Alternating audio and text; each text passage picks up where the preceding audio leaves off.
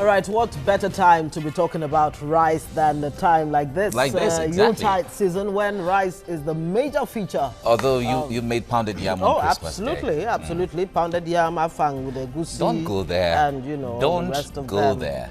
Don't Of go there. course, rice still had its place. Jollof rice. Exactly. Now, local rice production in Nigeria has received a boost with the introduction of the lake rice into the markets. And the rice is the brainchild of Lagos and Kebbi state governments, who warn that this report contains a flash photography. More than 22 million people live in Lagos State. To sustain the population, there must be constant supply of food. This forced Governor Akinwumi Ambode to create the Office of a Special Advisor on Food Security last year. Here, rice is a staple food, and Governor Akinwumi Ambode has a vision to produce sufficient quantity that will feed Lagosians. In March 2016, the governor took a bold step by signing an agreement with Kebbi state government to go into large-scale production. It's been 10 months since the deal was signed, and today, Governor Akinwumi Ambode's dream has given birth to lake rice. A few days to Christmas, Governor Akinwumi Ambode and his Kebbi counterpart, Atiku Bagudu, officially presented one of their joint ventures to Lagosians. Speaking at a news briefing, both governors said the journey, which began with just an idea 18 months ago, is aimed at promoting made-in-Nigeria products and providing affordable food items for the citizens. The major difference between lake rice and imported rice is that imported rice has a storage life of a minimum of 5 years. This lake rice is rice grown within this last 1 year. This is just the beginning. We believe what we have done for rice can be done for many commodities. But what happens to lake rice after this Yuletide period? This is the phase 1 of lake rice. Phase 1 of lake rice means that the rice is being milled in Kebbi and taken down to Lagos. Phase 2 means that it will be milled in Kebbi and in Lagos, so that we can have a lot more than what we are selling at Christmas. This is one of the value of the change that we voted for. And they are not really biased. They don't care whether you're a Lagos state government staff or you're an indigenous. As long as you're a Nigerian, you are living in a resident of Lagos, you get what you want. Do you have to bribe anybody before you? No. I don't even see anybody. I just went to the line. Many people are queuing. I just stand at their back. When you get to my turn, they said I should go and collect the... Good one.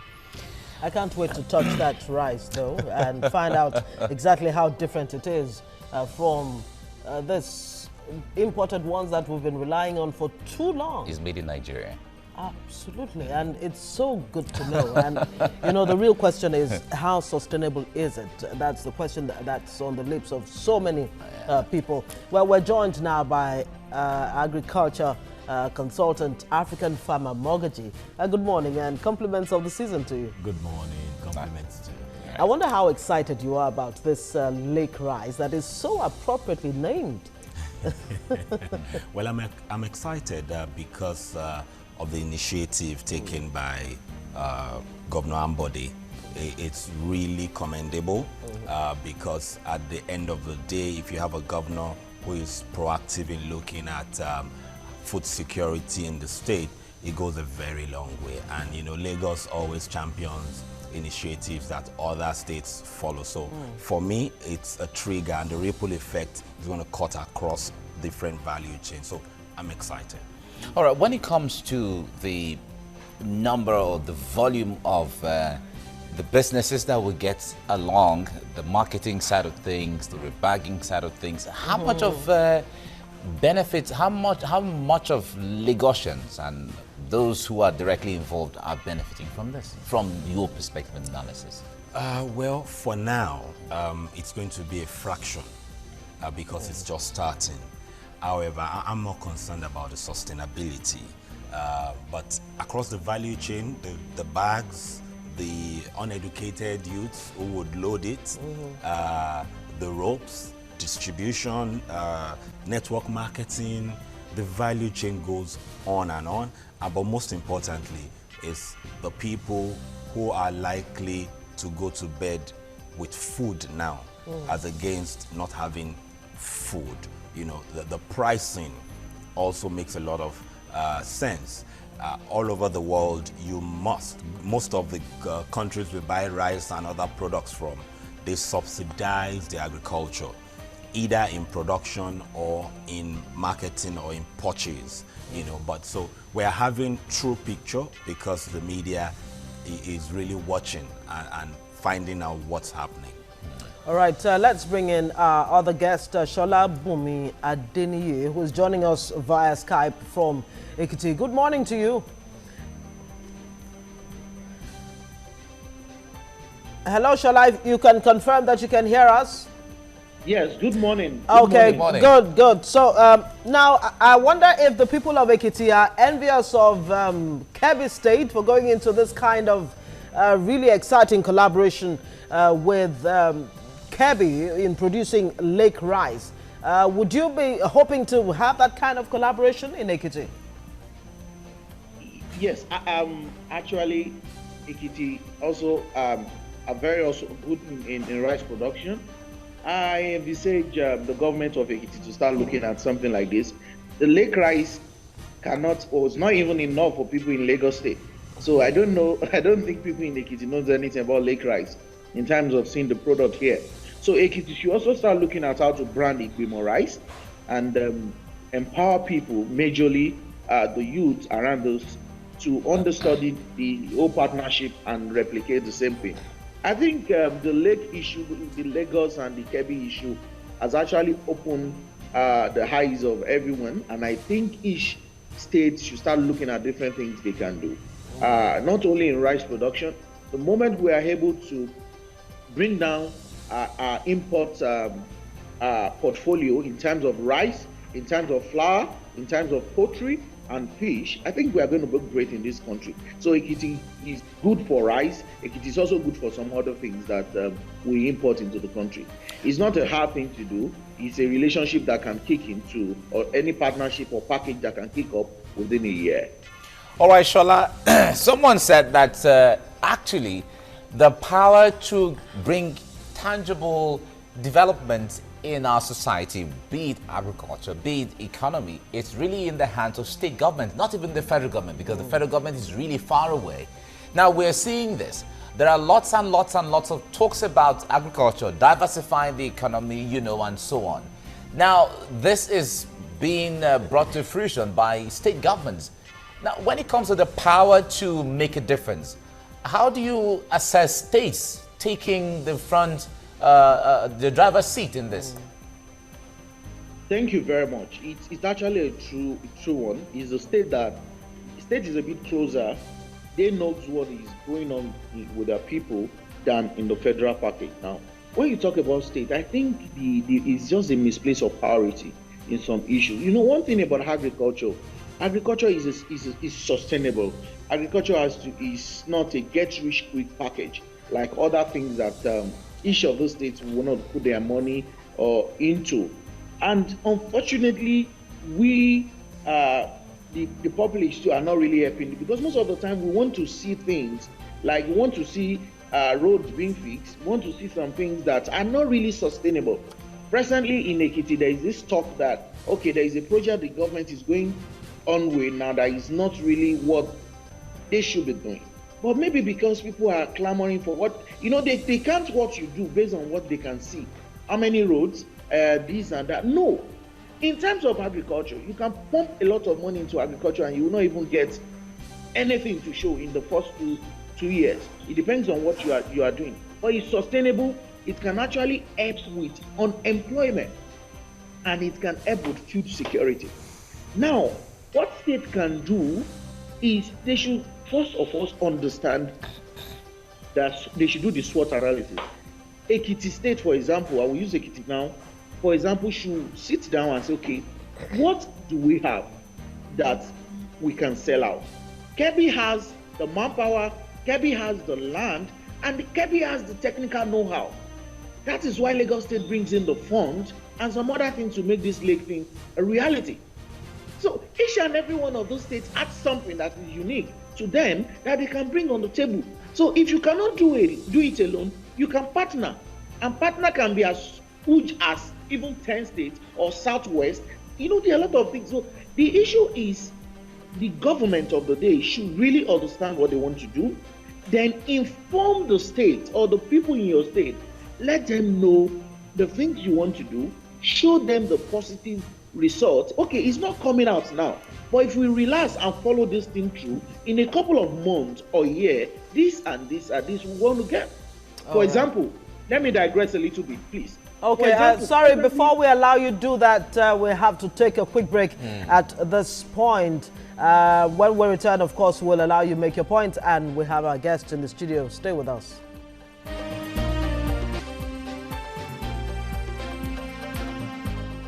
All right, if you're just joining us, you're watching TVC Breakfast. On this segment, we've been talking about the Lake-Rise project by the Lagos and Kebbi state governments. And we have with us in the studio African farmer Mogaji. He's an agriculture consultant.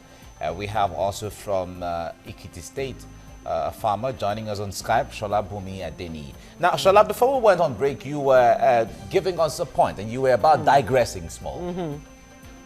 Yes, I actually want to talk about every state being knowing what they can do actually. In Ekiti, Ekiti can actually go into, we have been doing cocoa, but unfortunately, we are not really, we are at the low now, talking about cocoa production. And you see the budget, the program for cocoa for 2017, America is putting almost, I think almost $48 million around chocolate production. And the raw material of chocolate is cocoa.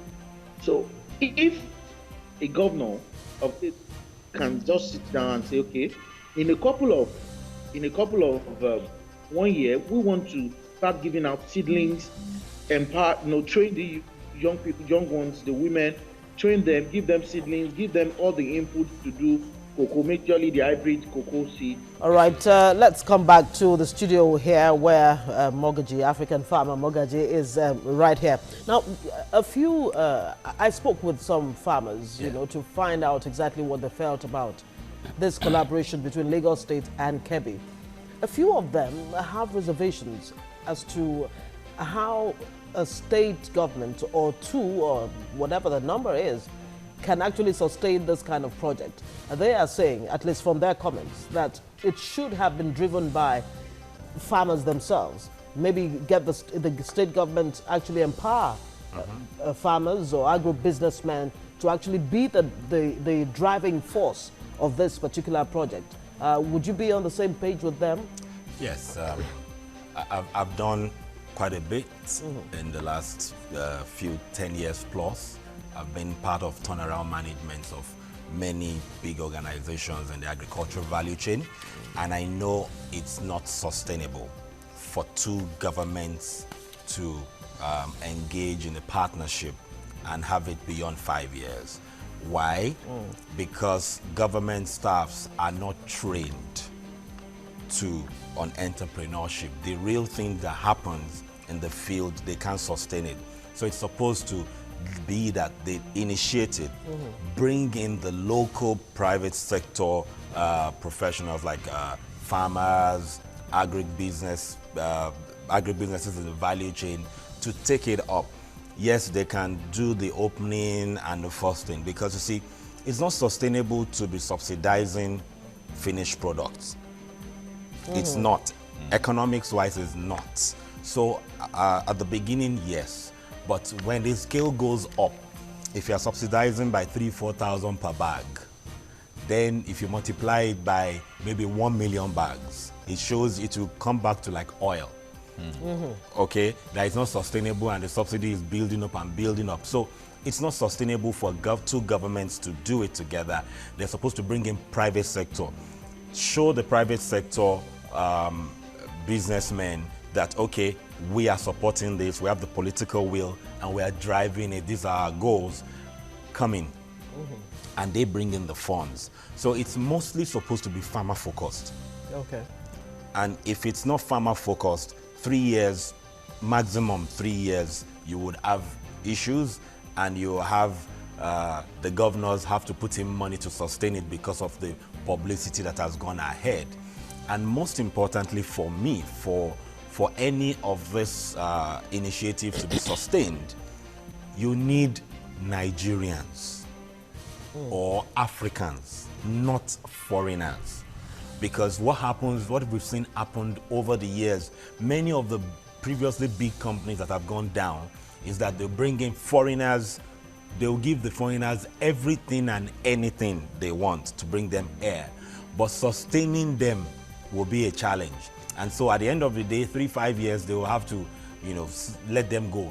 Now, I'm aware that there's a Mexican company that is coming on board. We have so many Nigerians who have managed one of the biggest rice mills, across Africa. Here, we have the hands. So we need to begin to empower people locally, and we even need to stop or reduce these massive, giant projects. It is not sustainable. We don't produce parts here. Dollar is going higher, so it should influence what we do. So we need more medium and small scale that we can, control or fix when something goes wrong, as against bringing foreigners. We've seen cases of, there used to be a company called Oluwa Glass in Ondo State. Oluwa Glass. Those companies are no more. When my dad was turning it around then, we discovered that the GM just had a diploma. But his skin, they placed him there because of his skin. Where you have PhDs in the company who had more experience, but they were underpaid, and those people were bossing them around. So when we're turning it around, we discovered that they didn't have the certificates, they didn't even have the experience, and so we gave them role reversal, and they left the country. And so the thing is, we need to look at it in terms of sustainability. 10 years from now, how sustainable will this be?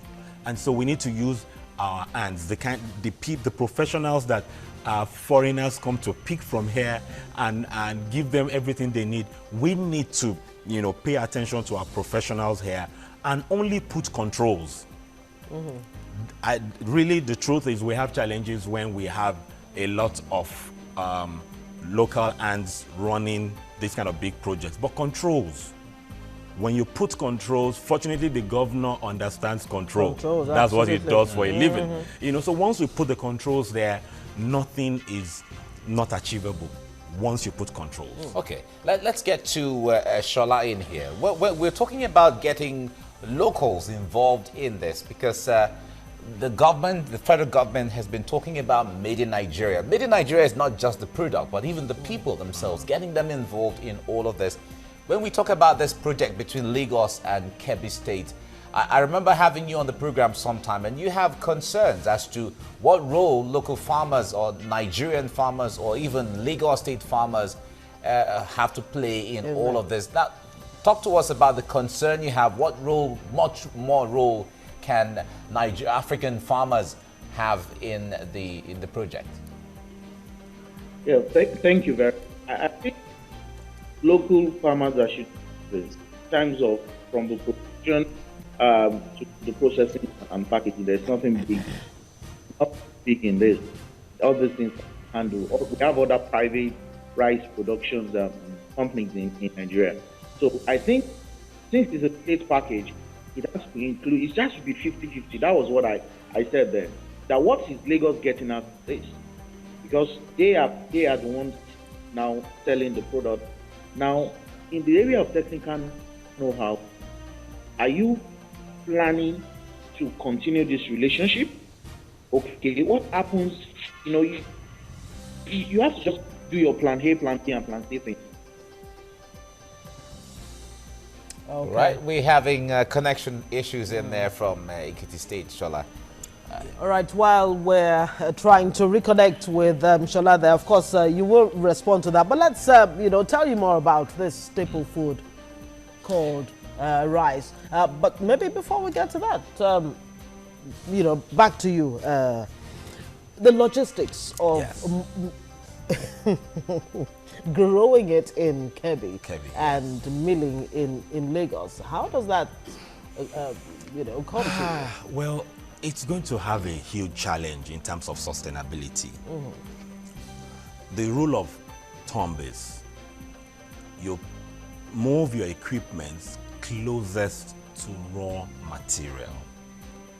Anything outside that, it's going to be a challenge. Although we understand it is milled in Kebbi State, from if you listen to the report we played earlier on with the Commissioner of Information, he was talking about the fact that it is milled in both in Kebbi and but they're Lagos, looking but forward to mostly milling in Lagos subsequently. And The all design is the paddy, which is the harvested rice, Yes. unprocessed rice, to be processed in Lagos. Lagos, That's what will yeah. be happening in Agbawa or in Mota. That may not be sustainable.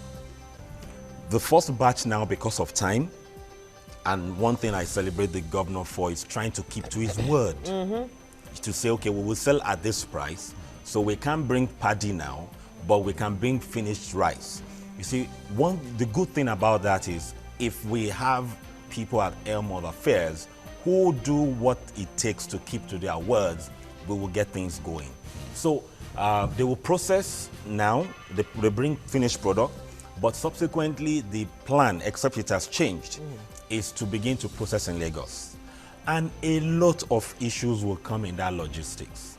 One, is it private sector businesses that will be fully in charge of the trailers, transportation? Would we have government buy trucks, lorries to bring it in? If you bring public servants into these chains, there will be issues, because some people will now begin to go behind the door to say, okay, let my trailer come, let that trailer come. So if you put in private sector companies, to take care of that logistics, then it might still be sustainable. But I have said it many times, it's better for Lagos to put in a rice mill in Kebbi. And so get finished products. And the rice bran, which is also a byproduct for livestock, can be brought in here. However, the challenge with that now is that because Kebbi has started, many companies are setting up rice mills, big and small, in Kebbi. Okay. So what that means is that you will not have enough raw material again for the existing companies. So, but the good thing also, the flip side is that many adjoining states will also begin to go into rice production. However, a clear present danger is climate change. Okay. If we have too much rain next year, which is likely to, then you have most of these rice plots flooded. And that's why the question of the possibility of actually looking in the direction of the Niger Delta that is very swampy, has a reason. Anyway, let's come back to that shortly after this. We'll go on a break now, and we go ahead on the discussion. Stay with us on TVC Breakfast.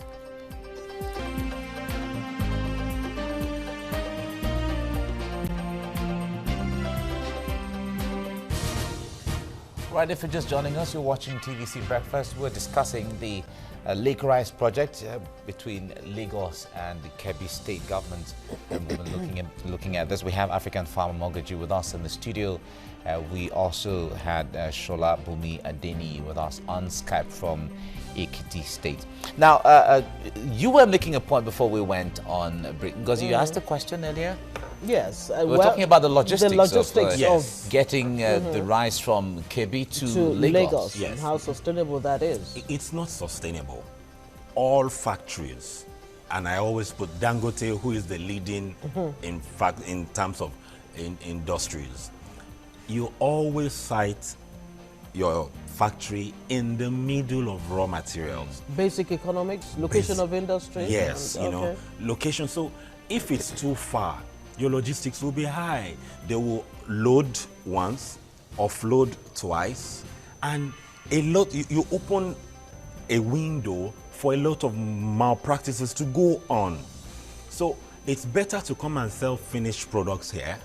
And even the logistics of even using government agencies to sell off the rice is also not the best way. But for now, yes. But 6-7 months down the line, it should change. Why? Because if you put government money in government staff's hand, it will end up in government homes. So, so the challenge is that if you create entrepreneurs, youths, who have sole distributorships in different areas, then it opens up that transparency. So you have more people wanting to become distributors, then Lagos State can go and set up more mills and also expand, mostly focusing on Southwest. Like Shola was saying, Igboma rice, in Ekiti, my dad used to grow 600 acres of rice, as far as 89, 90, 600 acres with combined harvesters and co. However, we don't have that comparative advantage again. We don't have the youths, we don't have a lot of things, but this can be done. So Lagos needs to focus maybe 60% of its operation in Southwest because of logistics, and set up those mills, small mills there, and at the end of the day get it done. Like take for instance oil palm. What Awolowo did with the oil palm in Okitipupa, which my family has managed in about 30 years, is in the Okitipupa main Okitipupa town, you have the big mill, but in 3 other locations you have small and medium mills. So when the major mill has a fault, the other mills begin to work about 24 hours. So it's not grounded. You don't stop that chain of flow. So these are things that needs to be implemented. That's what Michelin also does with the rubber. So these things, it's not new. It's just that the governor needs to have the right information. Yes. Okay, let's try to re-establish with Solabunmi earlier on. I guess the lines are back on now. Now, Shola, let me ask you this. We know that we have about 3-4 universities of agriculture in here, and so many young people, young farmers who are doing farm scientifically or studying farming scientifically, going into different kind of fabrications, agriculture, engineering are there, young people. How can they get involved in this project in order to create a sustainability for this kind of project? Thank you. Do you want me to tell you something? Yes, I want you to tell me something. Unfortunately, we are not there yet. It's not about unfortunately we're not there. You can imagine a computer student that didn't even touch a computer system throughout the 4 years in school. Wow. So this is the stage that we are in this country. I have an agri-business training center, and as I'm speaking with you, I have over 50 students, CWS students, IT students, and core members. When you move them around simple things in agriculture, they will start looking. I was like, well, what are you doing for 4 years? You have been in school for 3 years, and you don't know those things. It's unfortunately that everything is not really working right now in this country. We need to go back to the roots. Talking about mechanization, like my boss in the house has said, we need to use tools that are sustainable, tools that are not too complicated. If we need to bring these things in from Taiwan, from India, or from China, and just dissect it. I know some people in manufacturing, except fabrication. I know of the likes of Niji Lucas. They buy a lot of equipment, they bring in the equipment and sit down, pieces this equipment and replicate. Unfortunately. Well, we're still having connection issues in there. All right. Well, deliberateness is definitely something that every government has to take into consideration, whether it's at the state level or the federal level. A country like the Philippines, for example, went into this deliberate policy of producing enough nurses to even export. And it's really working for them because these nurses are now taxpayers and all of that. So how can this actually drive or change the challenge of insecurity and unemployment that the country suffers now? You see, Nigeria needs more people who will be selfless for us to get the job done. No matter what the governors, like the Lake Rice, no matter what they do, the sustainability lies with empowering the youths to get involved.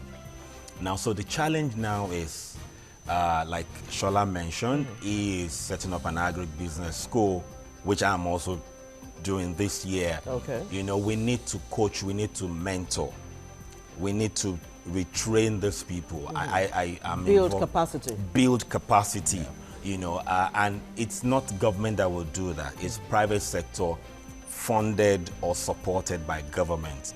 Because without getting the youths involved in a massive scheme to get the youths involved in the value chain, every investment is going down the drain. I can tell you categorically, I've been doing, you know, advisory for over 10 years now.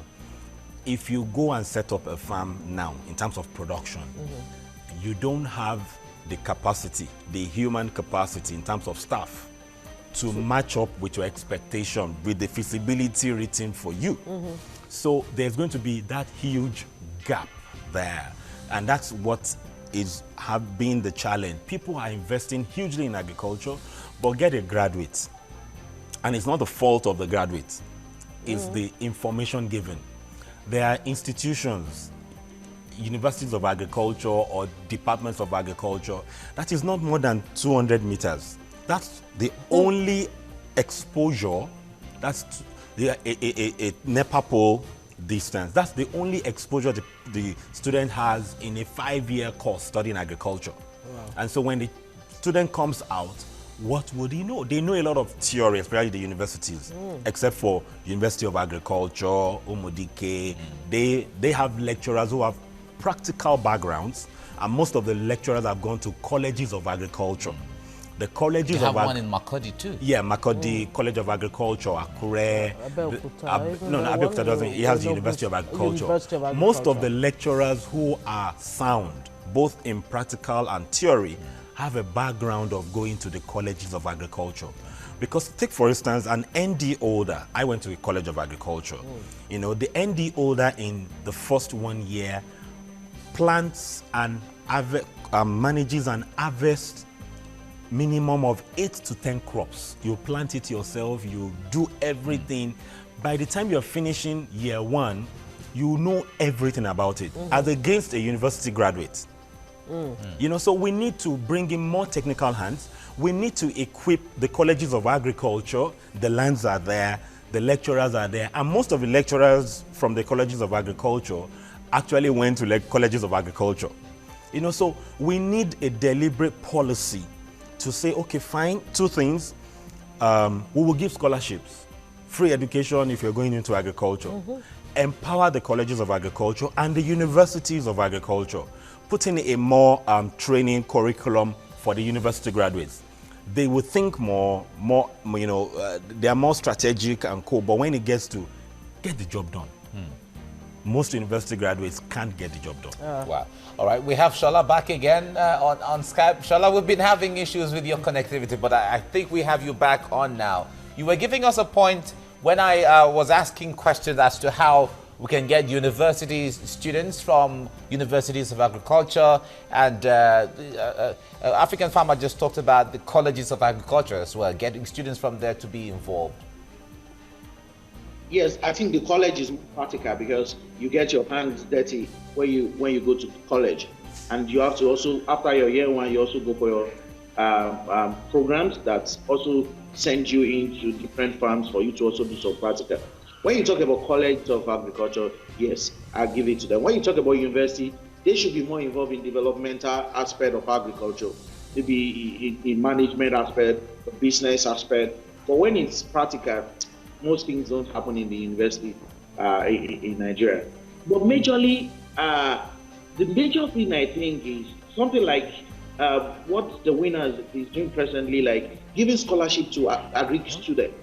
This will encourage a lot of people to go into agriculture, and when they go to study, get their hands into practical involvement in agri. We just need a lot. We need a lot in this country, and Lake package has actually set it out. Unfortunately, we need to move the Lake thing from the government to the private sector. Lake has set it out around rice. Let all us skill into rice, reduce the importation of rice presently, go into wheat, reduce that, go into poultry. We have a lot. If each and every one of us go into agri in this country, I want to tell you that we are still not at the stage to feed ourselves. In the next, it will take almost 10 years before we now start saying, okay, we're having excess, we want to start exporting. So, right presently, I believe in Lagos, they can't even, what they have in Lagos, the rice was not even enough for at all. So you can imagine a lot of people that are looking for it. Let's go into wheat production. Let's go into poultry production, processing, packaging, the whole value chain. Let's go into the major things that choke our foreign reserve, that makes us spend almost $1 billion every month. Let's go into these things and reduce it, produce it locally. I'm impressed that lake can come out and the ladies are not saying it's not good for jollof rice. When you talk to them, about Okpada and you talk to them about Idemo, the next thing they will tell you is, it's not good for jollof rice, it's not good for fried rice. You understand? And the same rice you get, what is in it? It's just for you to like parboil the stone, polish and get them ready. So this is telling us that it's doable. It's achievable. Definitely doable. Yes. That's a good one, really. But I haven't seen the lake rice to know whether it's good for fried and jollof rice. Okay. All right, we'll come back on this. Let's go on a break. We come to a round off the program. Stay with us.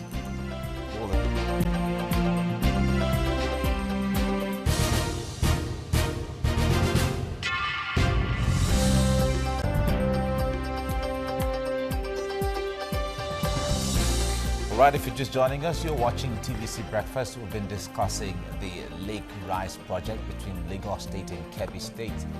We have with us African farmer Mogaji with us in the studio. We also have Solabunmi Adeniyi with us on Skype from Ekiti State. Now, rice is the world's second most important cereal crop following only corn based on production volume. Hence, it is considered one of the most profitable businesses in Nigeria. And Nigeria is blessed with vast arable land, rich soil that is fertile enough to retain water for planting rice. But the Nigerian food market is still flooded with imported rice, mainly from Asian countries. Let's take this a notch further. Now, one of the key points of President Buhari's administration is to make Nigeria food sufficient. Now, from the hike in the price of rice to the ban on its importation through land borders, seizure of tons of smuggled and expired rice by the customs service, and most recently the introduction of genetically modified foods, and most recently the plastic rice, the one called plastic rice. The country has witnessed a boost in rice production in recent times. Annually, Nigerians consume around 5.5 million tons of rice, of which 3.6 million tons are locally produced, mostly by farmers for personal consumption. The country will need 5 million metric tons of rice to feed its growing population. Currently, we spend over 365 billion naira per year importing the remaining 1.9 million tons because local production is unable to satisfy the huge demand for rice in Nigeria. Right, in March 2016, Lagos and Kebbi states governments took a giant leap by signing a memorandum of understanding on the establishment of a commodity value chain that would enhance food processing, production and distribution. Now, the partnership is aimed at bringing about national food sufficiency and security, as well as creating employment and wealth distribution for the benefit of both states and the country. And the goal is to produce 60 to 70% of Nigeria's rice needs and replicate same in other food items like wheat, groundnuts, onions, maize, sorghum and beef value chains. Kebbi State is an agrarian state with many hectares of arable land suitable for agricultural production.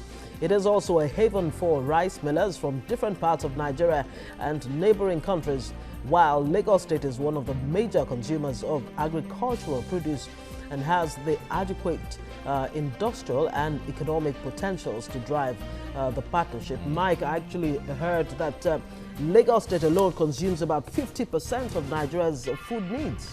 Lagos remains the biggest market in Nigeria. So whatever you bring into Lagos, you're going to find someone to consume it. You're going to find someone to buy it off. So it's really a good market to throw all the rice production, all produced and all the food produced into.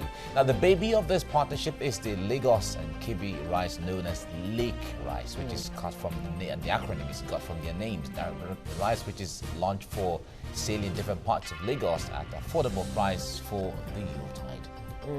Really affordable. Well, okay, what, 12,000 naira a bag? Okay, is it really affordable for the generality of the public?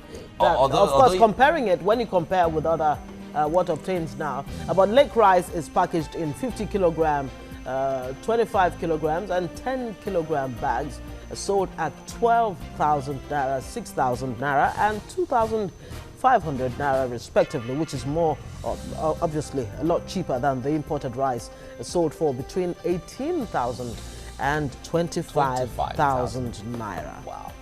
Okay, now let's as we round off now, African farmer, but let me ask of this. We know that when you're coming up with projects like this, there are mischief makers just waiting to see how this thing works and then see how they can replicate something like that. Yeah. Now, what is the likelihood that there could be imitation or rebagging? Just go buy rice, rebag them to be lake rice eventually, and then send them off to the market? Well, it's going to be difficult because at the price in which government brought it in, it's hugely subsidized, hugely. So if you produce rice at maybe 14,000 at the cost of production, why will you bag it in lake rice to sell at 12,000? It's a loss. It's more like deregulation. Okay, so it's going to have, you would hardly find people doing that except maybe for the plastic rice that we've seen. It's only the plastic rice that they can rebag to meet that price. Okay. But will the price be sustainable? That's a big issue because generally across board, and I stand to be corrected, the rice normally will come between 14 to 16,000 at the cost of production because processing takes a lot of diesel. Most of the fertilizers, or we don't have good yields because most of the fertilizers are not as potent as the number on the bags. The chemicals are not as potent as the beautiful packaging. So at the end of the day, once you have high yield, then you can leverage on others. But once you don't have high yield and you're still using diesel, which is not applicable in our competitive countries, so you would have an issue with that. So adulteration, which is rebagging, you will hardly find that because I think the price is still going to go higher. Okay, let's bring in Solabunmi before we wrap this segment. So the question, let it just be a general one. How can Nigeria move away from foreign dependence on imported food to a self-sustaining one, whether we're talking about rice, palm oil, which unfortunately we're now importing, wheat, and all the other, food stuff? How can we move away from that? Yeah, I think we need to go back to the 70s, which unfortunately I was part of the late 70s, and we've been hearing good story. That is when our Greek supports about 55% of our nation of the economy. And presently, can you imagine the sector is just around 90% of the economy. So the meaning of this is, it has been done before. Why can't we replicate it? And we are better at it now because we have more youths now that can access this. We have more people that are highly, intelligent and smart that can handle different projects. I remember in 81, there is this investment thing in Ado-Ekiti, because I'm from Ado-Ekiti, and my mom used to work there where they dispense palm oil like you dispense your petrol now. These things are all gone. So we need to go back to the drawing board. What do I have? State 1. State B, what do you have? State C, what do we have? Can we do it alone? Can we synergize? And at the end of the day, let's put food on the table. When we are okay in terms of food security, and agri is another thing that can actually help us with unemployment in this country. Let's get people involved in agri, and let's see the next 10 years as it goes by. Short importation, reduce importation of rice, wheat.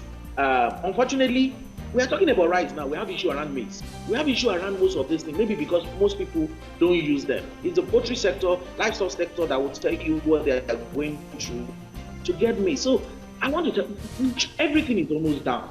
All right, Shola, thank you very much.